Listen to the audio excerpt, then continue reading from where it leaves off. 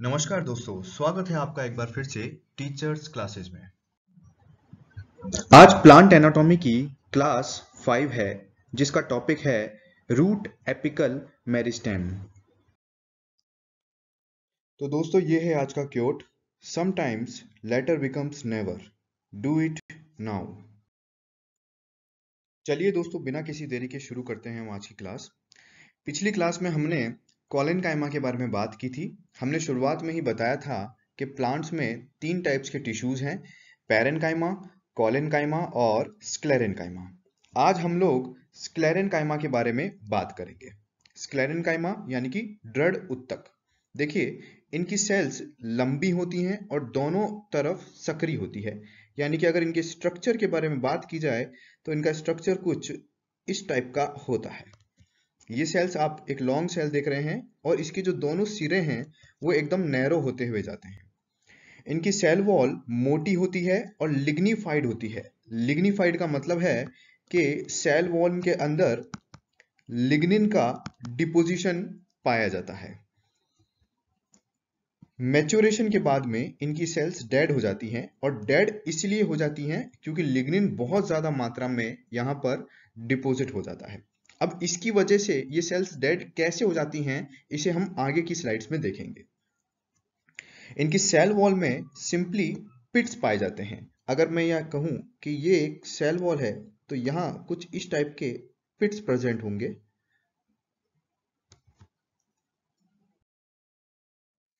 देखिए दोस्तों, यहाँ डायग्राम में आप लोग देख सकते हैं कि ये जो एरियाज हैं, इन एरियाज को कहा जाता है पिट्स।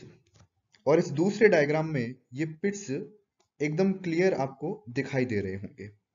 यहाँ पर लिग्निन का डिपोजिशन प्रेजेंट होता है।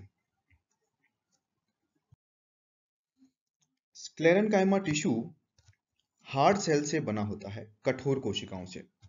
अब कठोर कोशिकाएं वर्ड इसलिए यूज किया है क्योंकि इसकी सेल वॉल में लिग्निन का डिपोजिशन होता है और ये लिग्निन सेल वॉल को काफी ज्यादा हार्ड बना देता है। सेल इलोंगेशन के ठीक बाद में प्राइमरी वॉल्स पर लिग्निन का सेकेंडरी डिपोजिशन होता है, जिससे सेल की कैविटी का साइज काफी ज्यादा श्रिंक हो जाता है। ये अगर एक सेल है तो इसकी सेल वॉल में लगातार लिग्निन का डिपोजिशन हो रहा है और इस तरह से लगातार डिपोजिशन होते होते ये जो सेल कैविटी है इसका साइज डिक्रीज होता जाएगा। देखिए दोस्तों, लिग्निन वाटर के लिए इम्परमिएबल होता है, जो सेल के अंदर पानी की शॉर्टेज को बढ़ा देता है। हमने बात की थी कि लिग्निन की वजह से सेल्स डेड हो जाती हैं, तो उसका रीजन ये है कि ये लिग्निन वाटर को सेल के अंदर आने से रोक देता है। अब आप लोग जानते हैं कि वाटर सेल के लिए कितना नेसेसरी है। ऐसी कंडीशन में सेल के अंदर वाटर की शॉर्टेज होती जाती है और लास्ट में वाटर की कमी के कारण सेल्स सूख जाती हैं या फिर डेड हो जाती है। इसीलिए कहते हैं कि जो स्क्लेरेनकाइमा टिश्यूज हैं ये डेड सेल से भी बने होते हैं। एक और टर्म यहां पर आती है लिग्निफिकेशन। लिग्निफिकेशन यानी कि सेल वॉल के अंदर लिग्निन का डिपोजिशन। तो ये जो प्रोसेस है ये प्रोसेस कहलाता है लिग्निफिकेशन। चलिए दोस्तों, अब बात करते हैं टाइप्स ऑफ स्क्लेरेनकाइमा के बारे में। हमारा सबसे पहला टाइप है स्क्लेरेनकाइमेटस फाइबर। ये जो फाइबर्स होते हैं इनकी लंबाई 1 से 3 mm के बीच में होती है। इनकी सेल्स लंबी होती हैं, पतली होती हैं और किनारों पर नुकीली होती है। वही वाला डायग्राम जिसे हमने शुरुआत में बनाया था, कुछ इस टाइप से। तो वो जो डायग्राम हमने देखा था वो एक स्क्लेरेनकाइमेटस फाइबर का डायग्राम था। इनकी सेल वॉल मोटी होती है और सेल वॉल पर सिंपल पिट्स पाए जाते हैं। और इस टाइप के फाइबर्स एक प्लांट में पाए जाते हैं जिसका नाम है कॉर्कोरस कैप्सुलेरिस और बोहेमेरिया। इसके अंदर इनकी लंबाई 20 से 550 mm के करीब होती है। अगर हम बात करें इनके डिस्ट्रीब्यूशन के बारे में तो ये कॉर्टेक्स, पेरिसाइकल, जाइलम और फ्लोएम में पाया जाता है। अब देखिए, अगर आपको ये नहीं पता कि कॉर्टेक्स कहाँ स्थित होता है, पेरिसाइकल कहाँ स्थित होता है, तो मैं आपको एक बार बता दूं। मान लीजिए ये किसी प्लांट के स्टेम का टीएस है। स्टेम यानी कि तना।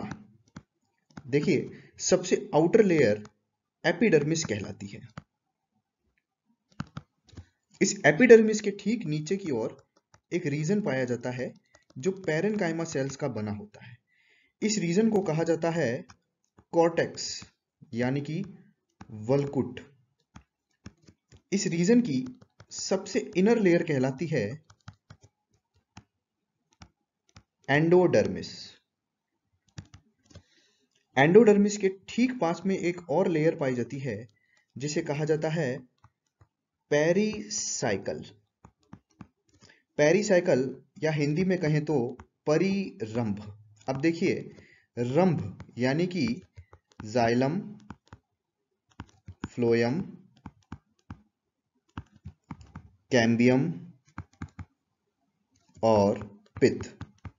तो ये जो रंभ है, ये जो पूरा स्टीलर रीजन है, इसके चारों ओर जो क्षेत्र पाया जाता है उसे कहा जाता है परिरंभ, जो एरिया प्रेजेंट होता है। इन्हें मिलाकर जाइलम और फ्लोएम को, जाइलम फ्लोएम, इन्हें मिलाकर हम वैस्कुलर बंडल भी कहते हैं। देखिए, हमारा जो स्क्लेरेनकाइमेटस फाइबर है वो कॉर्टेक्स, पेरिसाइकल, जाइलम और फ्लोएम दोनों में पाया जाता है। मोनोकोट्स में ये वैस्कुलर बंडल के आसपास एक लेयर की तरह प्रेजेंट होता है। अब बात करते हैं प्लांट एक्सिस में इनकी सिचुएशन के बेस पर।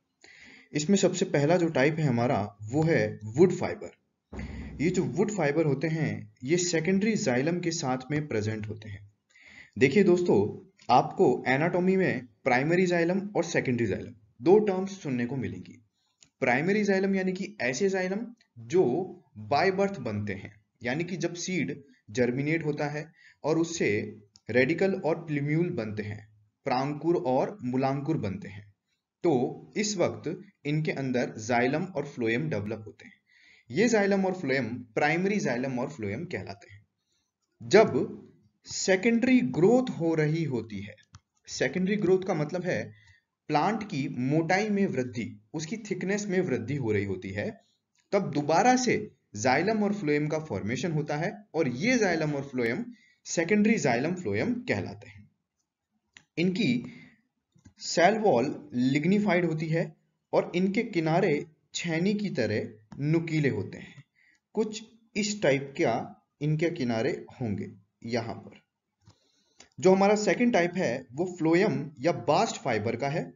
ये वेस्कुलर बंडल के चारों ओर एक राउंड शेप में प्रेजेंट होते हैं। यहां पर जो आप पिक्चर्स देख रहे हैं ये बास्ट फाइबर्स की पिक्चर्स हैं। देखिए, कुछ कंट्रीज में इन बास्ट फाइबर्स का बहुत ज्यादा यूज किया जाता है चटाई बनाने में और दूसरी चीजें बनाने में।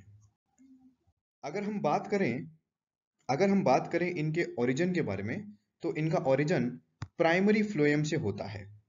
इसीलिए इन्हें पेरीसाइक्लिक या पेरीवेस्कुलर फाइबर भी कहा जाता है। ये जो फाइबर होते हैं ये किनारों पर लंबे होते हैं, मुलायम होते हैं और सकरे होते हैं। अब अगर हम बात करें फंक्शंस के बारे में, तो देखिए इनके फंक्शन प्लांट के अंगों को यांत्रिक शक्ति देना, यानी कि मैकेनिकल स्ट्रेंथ देना, यानी कि किसी भी बाहरी आघात से बचाने का काम करते हैं। इनका उपयोग रस्सी, कैरियोल, चटाई और सूतली बनाने के लिए किया जाता है। जो हमारा नेक्स्ट टाइप है वो है स्क्लेरेट्स। इन्हें स्टोन सेल्स भी कहा जाता है। ये मोटी होती हैं और इनमें सेकेंडरी सेल वॉल प्रेजेंट होती है। इस वजह से इनकी जो सेल कैविटी होती है वो काफी नैरो होती जाती है। हमने शुरुआत की क्लास में ही ये बात की थी कि जो सेकेंडरी सेल वॉल होती है उसके अंदर भी लिग्निन का डिपोजिशन होता है और इस वजह से सेल कैविटी नैरो हो जाती है। अब देखिए दोस्तों, अगर हम स्क्लेरिड्स के दूसरे नामों के बारे में चर्चा करें तो एक प्लांट है जिसका नाम है पायरस पायरीफोलिया। इसमें इन्हें ब्रैकी स्क्लेरिड्स कहा जाता है और ये फलों के गूदों में यानी कि फ्रूट पल्प में पाई जाती है। फ्रूट पल्प यानी कि वो पार्ट, वो फ्लैशी पार्ट जिसको आप लोग खा रहे हैं। कॉकस न्यूसीफर में इन्हें मैक्रोस्क्लेरिड्स कहा जाता है और ये इनर वॉल के अंदर पाई जाती हैं। पाइसम सटाइवम में इन्हें ऑस्टियोस्क्लेरिड कहा जाता है और ये एक्साइन के अंदर यानी कि बाह्य चोल, हिंदी में अगर हम कहें तो, इसके अंदर पाई जाती हैं। कैमेलिया साइनेंसिस में इन्हें एस्ट्रोस्क्लेरिड्स कहा जाता है और यहाँ ये लीफ के अंदर प्रेजेंट होती है, जबकि ओलिया नामक प्लांट के अंदर इन्हें ट्राइकोस्क्लेरिड्स कहा जाता है और यहाँ ये लीफ में प्रेजेंट होती हैं।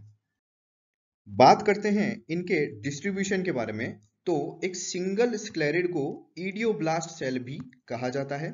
ये epidermis for example allium species में, या ग्राउंड मेरिस्टम फॉर एग्जांपल होया प्लांट में, या फिर लीफ मीजोफिल पर्ण मध्योतक कोशिका में पाई जा सकती है। फलों के गूदे में यानी कि फ्रूट पल्प में पाए जाने वाले स्क्लेरिड्स को ग्रिड सेल कहा जाता है, फॉर एग्जांपल पायरस पायरीफोलिया। अगर हम बात करें इनके फंक्शंस के बारे में, तो सबसे पहला फंक्शन इनका है वो है पादप को यांत्रिक सहारा देना, किसी भी प्लांट को मैकेनिकल स्ट्रेंथ देना। और साथ ही साथ इनका जो सेकंड फंक्शन है वो है वुड की असंपीडनीयता को बढ़ाना, इनकम्प्रेसिबिलिटी, यानी कि ये जो वुड होगी इसे आसानी से कंप्रेस नहीं किया जा सकेगा, आसानी से दबाया नहीं जा सकेगा। साथ ही साथ ये कुछ फ्रूट के सॉफ्ट पार्ट्स को भी बचाने का काम करते हैं। देखिए दोस्तों, आज का हमारा टॉपिक यहीं पर कंप्लीट होता है। आशा करते हैं आपको ये टॉपिक पसंद आया होगा। तो दोस्तों, अब आज के टॉपिक में से ये एक सवाल है, बास्ट फाइबर्स आर, बास्ट रेशे क्या होते हैं? पैरेनकाइमा, कोलेनकाइमा या स्क्लेरेनकाइमा? आपका जो भी उत्तर हो उसे आप कमेंट सेक्शन में लिख सकते हैं। उम्मीद करते हैं आपको आज की क्लास पसंद आई है। Thank you very much.